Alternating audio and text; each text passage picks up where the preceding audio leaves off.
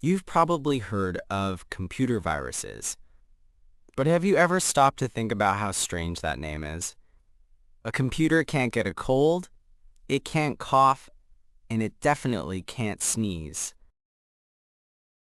Think about your average day online. You browse websites, you watch videos, you check your email, and you might download a new game or a file for a school project. The internet is like a massive global city. Every computer, phone, and server is a building in that city, and they are all connected by digital roads and highways.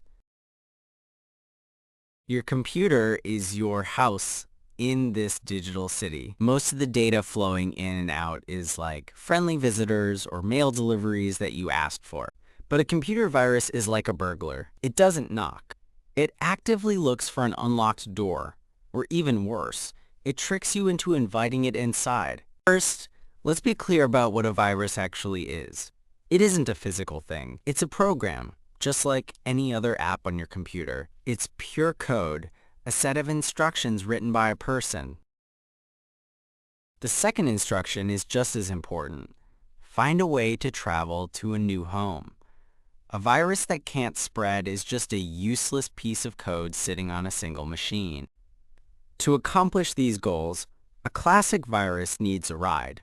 It's designed to attach itself to another legitimate program or file. This is called the host.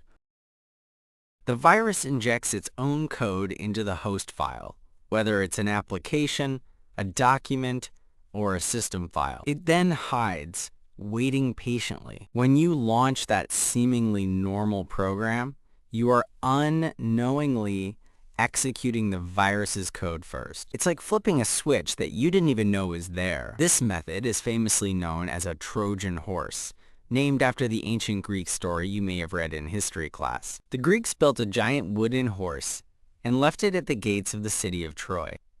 The Trojans, thinking it was a victory gift, pulled the massive statue into their protected city.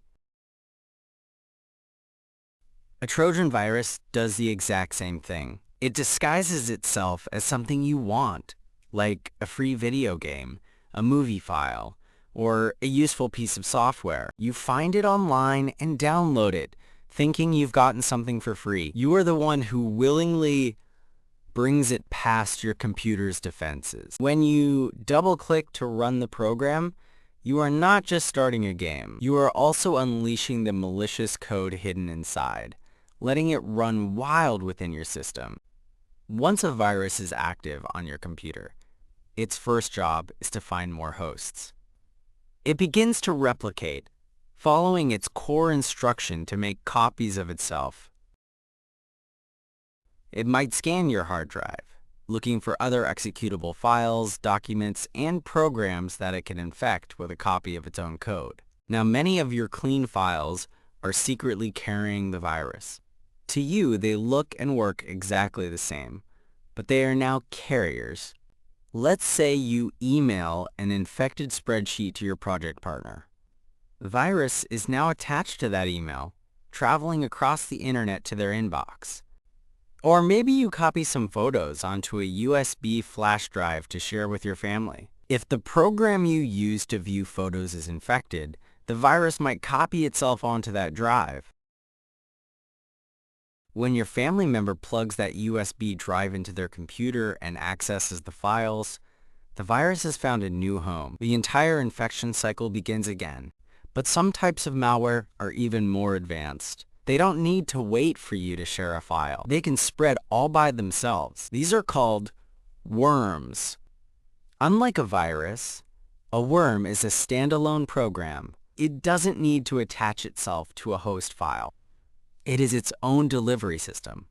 A worm's special skill is exploiting networks. It is designed to spread from computer to computer automatically, without any human help at all. A worm that infects one device will immediately start scanning the network, like a burglar walking down a street and checking the doorknob of every single house.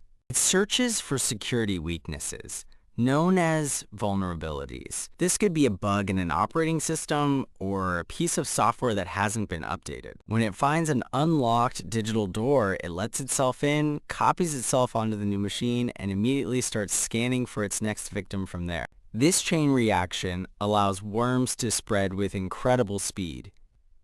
Famous worms in the past have infected millions of machines across the globe in less than a day. They travel silently through the invisible connections that bind the internet together, a true digital plague moving faster than any person ever could. However, the most effective and common way for malware to spread today combines technology with psychology. It targets the weakest link in any security system, the human brain.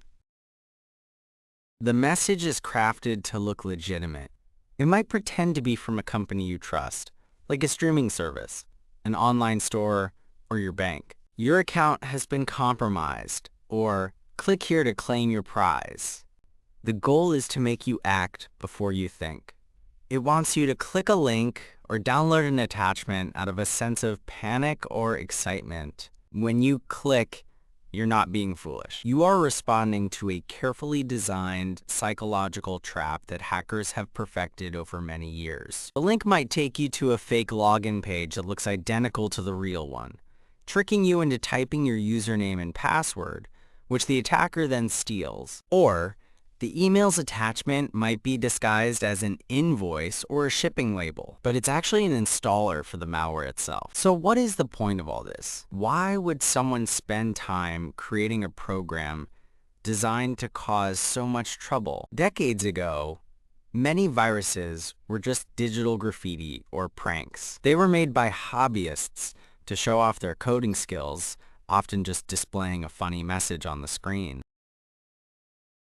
Today, the vast majority of malicious software is created for one reason: money. Cybercrime is a massive, illegal industry. Some viruses are keyloggers, which silently record everything you type, hoping to capture credit card numbers and passwords to your financial accounts.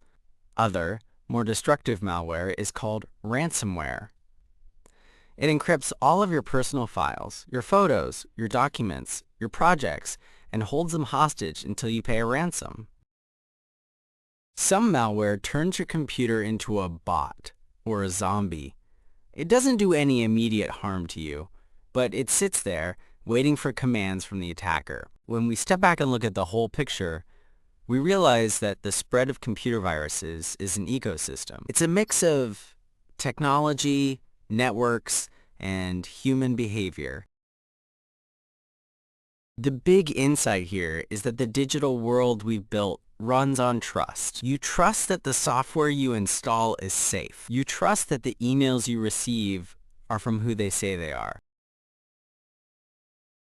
Malware is fundamentally about breaking that trust. It cleverly exploits the open and interconnected nature that makes the internet so incredibly useful in the first place. The virus code is the weapon, but the pathways it uses are the everyday things we all do: sharing files, connecting to networks, and clicking on links. A virus on its own is just a dormant file. It's our actions and the connected environment we put it in that give it the power to replicate and travel the globe.